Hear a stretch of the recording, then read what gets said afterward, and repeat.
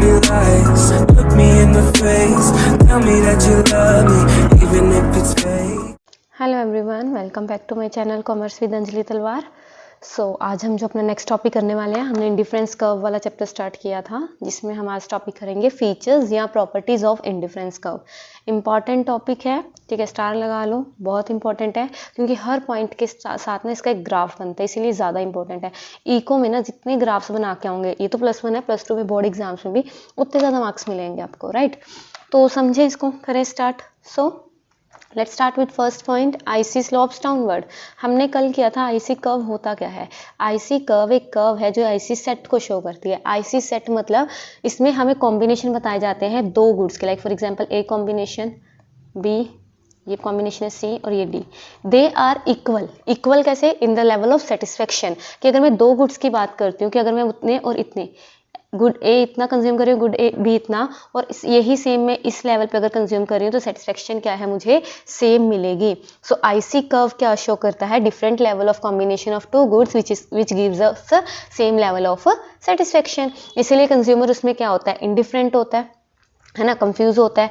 तो ये चीज़, तो ये बताओ सबसे पहला फीचर क्या होगा? सबसे पहला फीचर यही होगा, IC curves downward. IC curve slopes downward. हमेशा ये जो आईसी कर्व है ये नीचे की तरफ स्लोप करती है, कभी भी ऊपर की तरफ स्लोप नहीं करती। क्यों? Because there is a negative relationship between both the goods. अगर एक गुड को बढ़ाऊंगी तो दूसरे को कम करना पड़ेगा, तभी सेम लेवल ऑफ सेटिस्फेक्शन मिलेगी।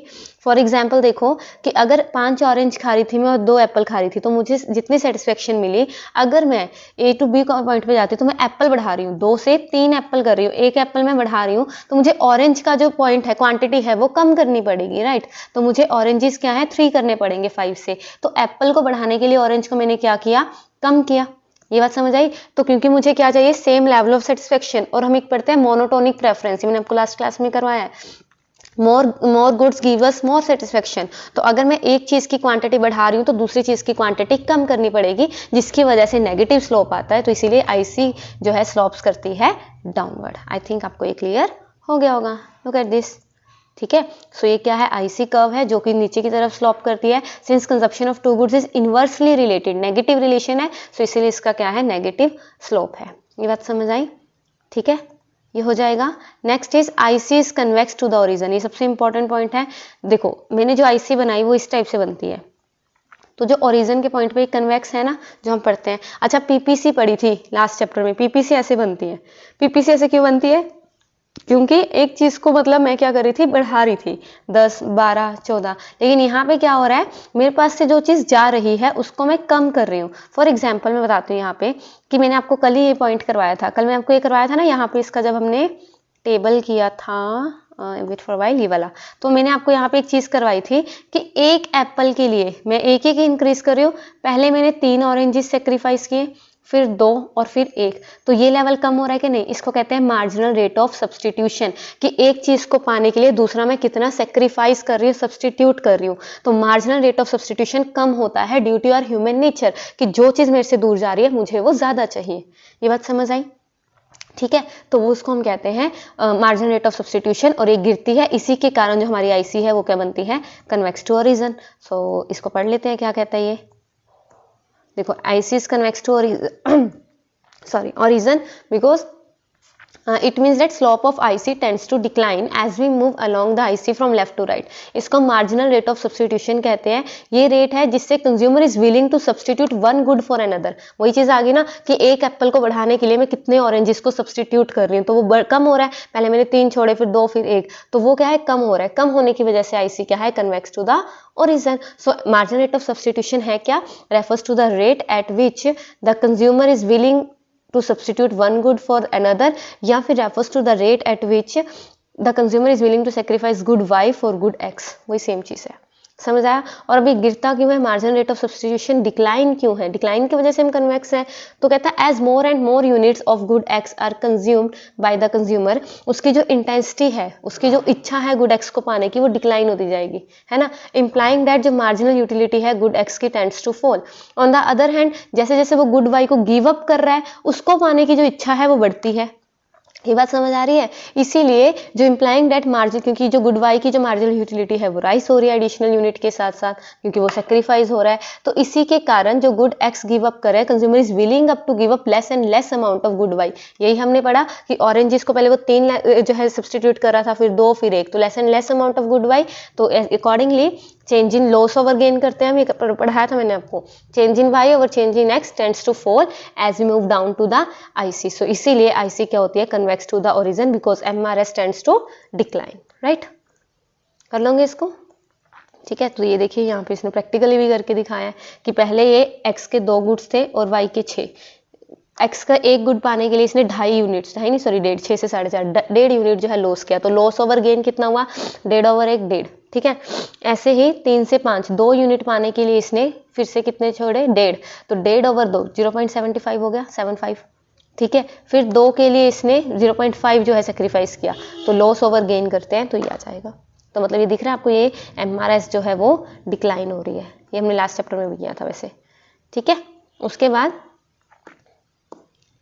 Higher IC shows higher level of satisfaction, ये भी इंपॉर्टेंट है। क्यों, क्योंकि देखो जब मैं एक ही ग्राफ में एक से ज़्यादा, मतलब 2 या 2 एंड मोर है ना, वो हम पढ़ते हैं, तो आईसी अगर मैं शो कर देती हूँ एक ही ग्राफ में तो उसको मैं कहती हूँ इंडिफरेंस मैप।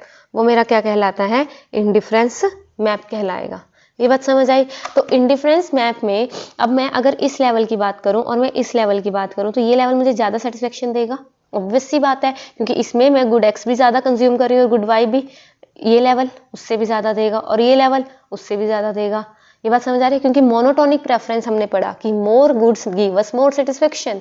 तो इसमें सबसे ज़्यादा गुड्स मैं यूज़ कर रही हूँ, दोनों गुड्स के ज़्यादा यूनिट्स कंज्यूम कर रही हूँ, तो इसीलिए हमारी क्या होती है, जो हायर आईसी होती है ये मुझे ज़्यादा सेटिस्फेक्शन देगी। तो IC4 is greater than IC3 is greater than IC2 is greater than IC1 in the level of combination, in the level of satisfaction. ये बात समझ आई, ठीक है। सो ये आ जाएगा। सो अगर इसको मैं पढ़ती हूँ, ये क्या कहता है, कहता है विद रेफरेंस टू फिगर 5 हमें ऑब्जर्वेशन क्या पता लगी, हायर आईसी जो राइट एंड अबव आईसी है वो हायर लेवल ऑफ सेटिस्फेक्शन दे रही है। So IC4 indicates higher level of satisfaction than IC3 IC2 से ज़्यादा दे रही है, IC2 IC1 से ज़्यादा दे रही है। सो हर IC in indifference map corresponding to different level of consumers income. तो हायर आईसी हमें हायर लेवल ऑफ इनकम दिखाती है और हायर लेवल ऑफ सेटिस्फेक्शन भी। ये बात समझ आई, ईजी है, हो जाएगा। नेक्स्ट है, देखो ये इंपॉर्टेंट है, आईसीज डू नॉट क्रॉस और इंटरसेक्ट ईच अदर। 2 आईसी अगर मैं बनाती हूँ वो आपस में क्रॉस या इंटरसेक्ट नहीं कर सकते। क्यों नहीं कर सकते, तो इसमें कहा फॉर एग्जांपल ये वाला हम डायग्राम लेते हैं कि हमने 2 आईसी बनाई, IC1 एंड IC2। जो IC1 है उसके according A is equal to B हुआ। पहले मुझे ये बताओ, ये जो IC1 मैंने बनाई, ये IC1 में 2 पॉइंट्स हैं A और B। A और B इक्वल हुए क्योंकि एक आईसी में जितने भी पॉइंट्स बनते हैं वो इक्वल होते हैं उसके सेटिस्फेक्शन के पॉइंट ऑफ व्यू से। So A is equal to B। और अगर मैं IC2 की बात करूं तो A is equal to C हुआ, क्योंकि IC2 ये है और IC2 पे 2 लेवल कौन कौन से हैं, A एंड C। तो A is equal to C। तो मुझे एक बात बताओ, if A is equal to B and A is equal to C then B is equal to C और not, A is equal to B is equal to C, तीनों equal हो गए। लेकिन मुझे एक बात बताओ, that B is equal to C can be possible, क्या B is equal to C हो सकता है? ये देखो यहाँ पे, क्योंकि B में गुड एक्स के कम यूनिट है और C में ज़्यादा, तो C gives me more satisfaction than B, monotonic preference, right. तो इसीलिए ये दोनों एक दूसरे को क्या है, इंटरसेक्ट नहीं कर सकती, राइट। आई होप आपको ये क्लियर हो गया होगा, ठीक है। फिर है IC does not touch x axis और वाई एक्सिस। ना तो IC एक्सिस को टच कर सकती है ना वाई एक्सिस को। क्यों? क्योंकि जिस एक्सिस को उसने टच कर दिया उसकी जो कंजप्शन है वो क्या हो जाएगी, 0। And we need combinations. तो अगर एक चीज 0 होगी तो हमें कॉम्बिनेशन कैसे मिलेगा, है ना। तो हमें जो है कंजप्शन लेनी है 2 गुड्स की एक साथ। अगर वाई एक्सिस टच करती है तो इसका मतलब है जो कंजप्शन है गुड एक्स की वो 0 है, और अगर वो एक्स एक्सिस को टच करती है तो इसका मतलब है गुड वाई की कंजप्शन 0 है, जो हमें नहीं चाहिए, हमें तो कॉम्बिनेशंस चाहिए, ठीक है। तो ये थे आपके features of IC. I hope आपको ये क्लियर हो गया होगा। इसको यहाँ तक कीजिए, मिलते हैं नेक्स्ट क्लास में with another topic, consumer budget. Last class होगी और ये चैप्टर हमारा खत्म हो जाएगा। कीजिए इसको। Thank you so much. Tell me pretty lies, look me in the face, tell me that you love me, even if it's fake.